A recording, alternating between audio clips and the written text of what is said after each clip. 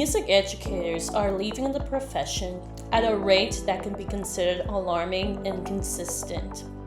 Dr. Philip Hash from Illinois University remarked that over half of the United States reported that there was a music educator shortage among their state/district. According to the Learning Policy Institute, 8.6% of all teachers were surveyed to leave the profession from 2020 to 2021, a rate that hasn't been as high since 2005. Dr. David S. Miller from University of Kentucky analyzed Maryland longitude data from 2013 to 2020 to find 18% of Maryland music teachers left the profession, and that half of all music teachers that left public school music teaching in Maryland, they left within their first 5 years of teaching. Hello, my name is Ms.J, and in this documentary we are taking a deep dive on the research about music teacher retention, specifically amongst the United States in the past 25 years. We will embark on reasons why individuals are leaving the profession, what are the trends and unique concepts amongst the research, and what can be done to lower retention rates. This documentary is not just to educate and to be aware. It is to discuss and take action. Interact with the information we've learned and have open dialogue. There are questions to discuss with a colleague, administration team, class, whoever. Whether you are a music educator or an individual who affects the music educator field, collaborate, debate, brainstorm, and create insights/solutions with each other. If you have any ideas, further questions, or thoughts, put it in the comments below. So, where do we start? Let's start in the year of 1999, the Music Educators National Council, MENC, now known as the National Association for Music Educators, NAFME, hosted the House Rights Symposium on the Future of Music Education in the United States in Tallahassee, Florida. During this symposium, the Council created 12 agreements on initiatives for music educators to strive, known as Vision 2020, in the House Right Declaration. In March 2000, June Heckley, the MENC president at the time, wrote in the Music Journal and explained the 4 driving forces for the years to come. Number 1, standards and assessment. Number 2, recruitment, retention, and revitalization of teachers. Number 3, music for all. And number 4, building partnerships. Prominent researchers soon began to research the topic of music teacher retention. This included Dr. Clifford Madsen at Florida State University, Dr. Carl B. Hancock at the University of Alabama, and Dr. Robert D. Gardner at Penn State University. These 3 researchers conducted important research on why music educators left the field throughout the years. Madsen teamed up with Hancock to conduct a case study with a Southwestern University and documented a loss of 33% of music teachers during the 5-year span survey. It exposed that vulnerable populations that lead the profession are teachers in their first 5 years of teaching. A main concern discussed in the research article was music educators might not have adequate administrative support, a concern that appears in multiple research studies. Hancock continued the pursuit and delved into the question of does the type of music teaching talent within their undergraduate education determine if they stay as an in-service music teacher? In this particular study, the answer was no. Hancock suggested that maybe the variables that are having teachers leave the profession are not addressed in the undergraduate music programs or would not be affected by undergrad music programs at all. He will further research on the perceptions of teachers who already left the field and the rate comparisons of retention and attrition. Gardner explored the possible unique factors music teachers had to face compared to other subjects. For example, music teachers are more likely to have a second job. Music educators are more likely to be in an isolated location away from the rest of the school and are less likely to have special needs support. The results dictated that music educator attributes were stronger predictors of turnover than teacher opinions and perceptions of their workplace. Let's run with this. What are the extraordinary ways that music educators differ from, say, core subjects? And does that matter in regard to music educator retention? Here's the deep dive. John Scheib from the University of Utah wrote the article, Policy Implications for Teacher Retention, Meeting the Needs of Dual Identities of Arts Educators, about the duplicity of being an arts educator, including music. The National Center for Education Statistics, NCES, in 2004 released evidence that arts and music teachers might be the greatest at risk for leaving their current teaching positions. He suggested two unique music educator factors. Number one, already mentioned, music educators are both isolated in location and in anyone that relates to their expertise. They have little support networks within their place of employment, as they are often one of the only few or only teachers in their school that specializes in their respective field. Number two, music educators are conflicted between two roles. The music teacher's sense of their role as a musician, performer, or conductor, and their role as a music teacher to fulfill the expectations of one role might be in contradiction to fulfill the expectations of the other, the role of the teacher and the role as an artist.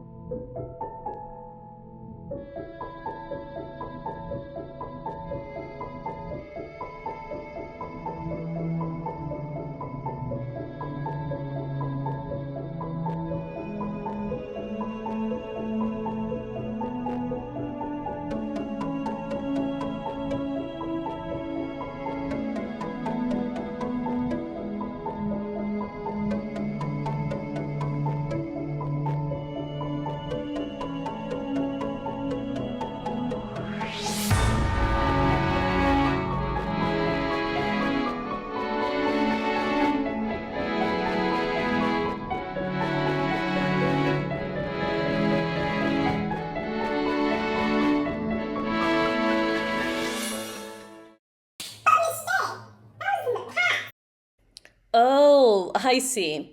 We need to see what has happened later in time. Are the reasons music teachers leaving consistent? What happened in 20 years from the House Right Declaration? Let's go. We are now in the 2020s, a time of TikTok, of Barbenheimer, Hi, Barbie! and Love is Blind. Empirical evidence from Dr. Elpis and Dr. Miller showed the possible predictor of a music educator leaving are declining enrollment numbers in the music program. Previously mentioned Dr. Hash looked primarily at music teacher shortage and what areas in the United States are impacted the most. Hash remarked that low pay, inadequate mentoring and administrative support, poor working conditions, and a perceived lack of appreciation for teachers by society discourage people from entering the profession today. The areas most affected are extreme urban and rural areas with students that have high needs. That means the students who might need it the most don't get the benefit of having a music education program. Researchers Dr. Tiger Robinson and Dr. Joshua Russell surveyed over 900 elementary general education teachers, and those teachers tended to stay in the profession when they are stationed in less ethnic diverse areas. They discussed that maybe music educators aren't getting taught in pre-service music programs how to teach diverse populations effectively, or there aren't enough people of color that are music educators. People of color are one of the more fragile populations that leave the profession more than any other category of individuals. Another population that is susceptible to leaving the field are first-stage music educators. Let's get into it with Learning with Ms.J. First-stage teachers are teachers who have 0 to 3 years of in-service experience. In some circumstances, the first stage can last 5 years. The first stage of teaching is described as the survival stage. The teacher is learning the ropes, facing the reality of what a teaching career is all about, and they tend to struggle in self-confidence and skills like classroom management. Many statistics showed that this stage is a significant population leaving the music education field. A predicted 50% of stage research pointed to this. Dr. John Arrows from California State University wrote an article mentioning the second stage educator could be at risk as well as years go by, but more research would need to be done. To talk about the present is to talk about what happened within the last 6 years that could affect what is happening currently in music teacher retention rates. On March 11, 2020, the World Health Organization declared the COVID-19 virus a pandemic. Research is still being conducted about the effects of COVID-19, and the research is just now coming out about the effects in the music education field. The first stage teachers during COVID-19 had a unique situation, teaching during this time with teaching in mixed mediums of virtual and in-person, and safety precautions like social distancing and quarantining becoming a barrier for learning. Dr. Frey Clark and 2 other researchers, Dr. Tucker and Dr. West, interviewed 10 music educators who started their music education career in 2020 to 2021. They concluded that this cohort of new music teachers would need to be studied closely due to the participants' overwhelming emotions of isolation and concern for their physical and emotional well-being. Some participants spoke about missing out on what it truly is to teach music education and growth subsiding from both their students and themselves as a music teacher. Erica Knapp from the University of North Texas looked at teachers' perceptions of teaching during the coronavirus pandemic, and trending comments were the failure of administration, mental perseverance, the importance of music in everyone's lives, a love of children, and being on an emotional roller coaster. A big study in 2025 by Dr. McLeod and Dr. Akey looked at post-pandemic music educators that left the profession between 2020 to 2024. The educators that were observed noticed various changes between before the pandemic and after the pandemic. They noticed that students seemed to lack motivation to learn, and classroom misbehavior increased.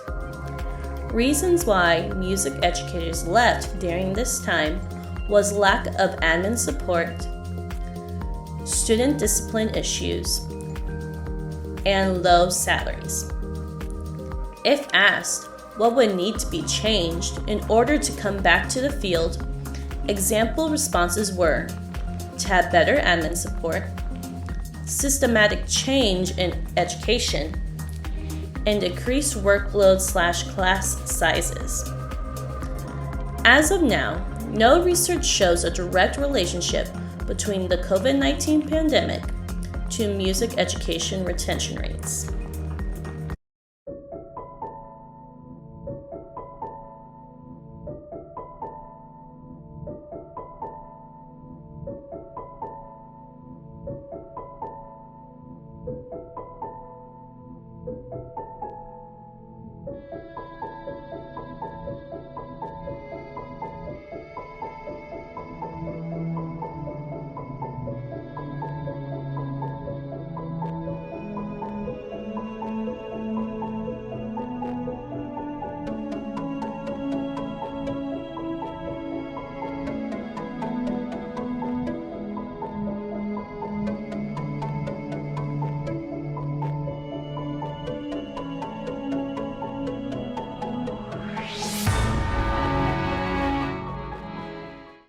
So if we know where we came from and where we are now, how can we combat music teacher retention? Throughout research, there are common suggestions on how to increase music education retention rates. They are creating mentor opportunities, advocating for better benefits/salary, and adjusting music education curriculum amongst pre-service programs. It's easier said than done. Mentoring, for example, has been questioned if the process is conducive to both mentee and mentor, or if there should be another process altogether that we should be promoting. The late Dr. Paul Hack from Campus University specified the mentor-mentee benefits and pitfalls. Mentoring has to be intentional. The mentee has to understand that they are the ones in charge of their own professional development and be willing to take risks. The mentor needs to be screened and intentional on meeting with their mentee. Mentors need mentors. Mentor training opportunities need to be established in order to guide mentors about time management, constructive feedback, and what it takes to be a competent mentor. Creating communities of practice could be another beneficial way to get the vulnerable population of first-stage teachers. Communities of practice are groups of people who share a concern, a set of problems, or a passion about a topic, and who deepen their knowledge and expertise in this area by interacting on an ongoing basis. The groups would take first-stage teachers in a group with multiple master teachers. Collaboration and fellowship are key, and they would not only rely on the mentors, but each other to solve problems and learn together. It could be a district or region-wide program made in order to set first-stage teachers for success. And it might not have to be in person either. Dr. Catherine Bell Robertson, the author of The First Year of a Maestro, analyzed an anonymous online community of novice instrumental music teachers, aka first-stage educators. Examining under the lens of Etienne Wenger's three components of communities of practice, community, domain, and practice, Bell Robertson discovered some possible benefits of an online setting. According to the various field logs, virtual observations, and interviews of the novice teachers, the online community gave these teachers an outlet to speak freely about their emotions about the job and their circumstances. The online community became a safe haven to vent and relate with other first-stage teachers. Bell Robertson scrutinized that though this model of communities of practice was effective on a social-emotional perspective, there were rare discussions about pedagogical practices. It was implied that it was a place of anonymous peer support focused on sharing where there was not pressure to put on one's best face or impress anyone, something that they couldn't say they received in a traditional mentor setting. Throughout the research articles, one of the top reasons why music teachers leave the profession is poor administration support. Vicki D. Baker from Texas Women's University conducted a study about the relationship between job satisfaction and the perception of admin support. Between music educators and administrators in the study, the perceptions of what support was valuable were very different.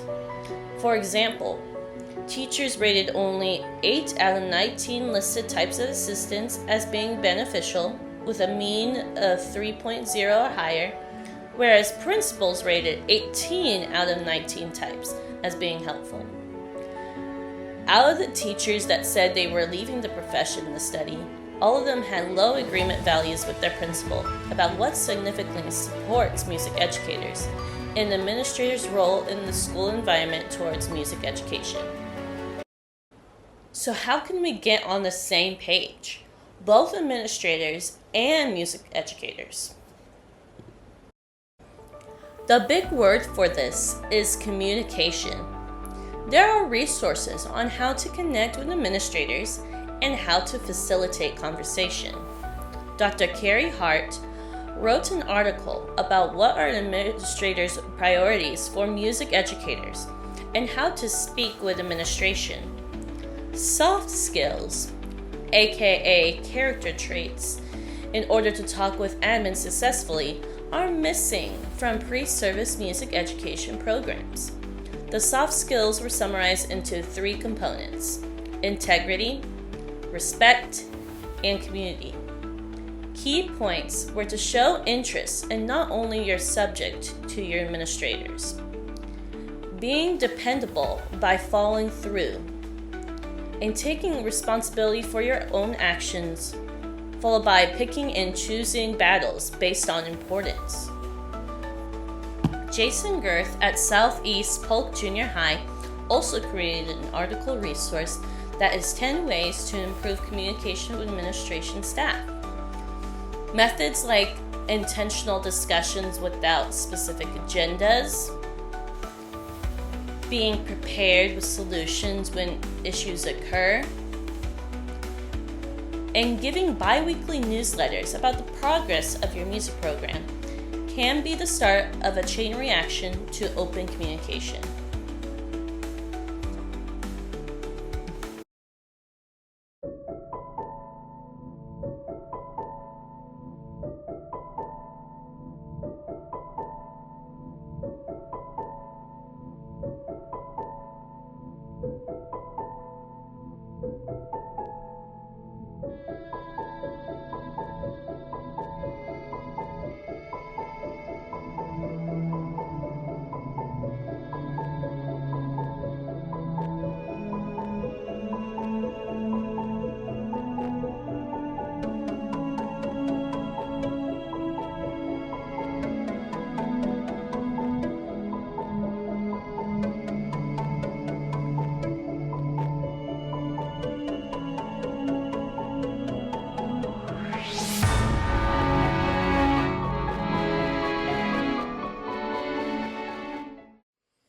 These solutions are not guaranteed. It will be trial and error, and still so much to learn and discover. What we can conclude is that no matter what we find out, whether it be constructive or useless, we as music educators, administrative staff, fine arts directors, etc., that we are willing to join the fight. We serve in a way that we can. And when we do serve, we do it wholeheartedly.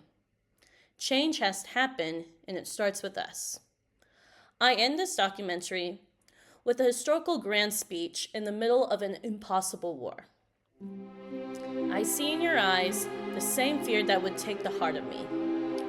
A day may come when the courage of men fails, when we forsake our friends and break all bonds of fellowship.